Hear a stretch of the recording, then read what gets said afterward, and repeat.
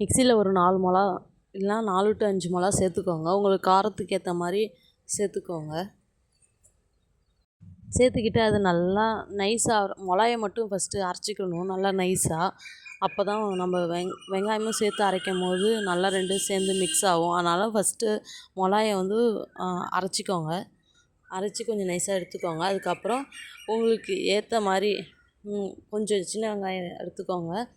எடுத்துக்கிட்டு மிளகாய அந்த அரைச்ச மிளகாயோட சின்ன வெங்காயமும் சேர்த்து ரெண்டையும் சேர்த்து மிக்ஸ் பண்ணி அரைங்க. கொஞ்சோண்டு தண்ணி கொஞ்சோண்டு உப்பு சேர்த்து மிக்ஸ் பண்ணி அரைங்க. இங்கே பாருங்கள், இதே போல் பதத்துக்கு வந்துடும். ஸோ இதேமாரி சட்னி ட்ரை பண்ணுங்கள். இது வதக்க வேணாம், வெங்காயம் தக்காளி எதுவுமே வதக்க வேணாம். ஈஸியாக சிம்பிளாக ஒரு 2 பேர் 3 பேர் வீட்டில் இருந்தாங்கன்னா ஈஸியாக சிம்பிளாக இந்த ரெசிபி பண்ணிடலாம். இது தோசைக்கு வச்சு சாப்பிட்லாம். டேஸ்ட்டு நல்லாயிருக்கும். தோசை, இட்லி அதே போலத்துக்கு நல்லா காரசாரமாக நல்லாயிருக்கும். இதை கண்டிப்பாக ட்ரை பண்ணுங்கள். அப்புறம் நம்ம வீடியோ பிடிச்சிருந்தா நம்ம சேனலை சப்ஸ்கிரைப் பண்ணுங்கள்.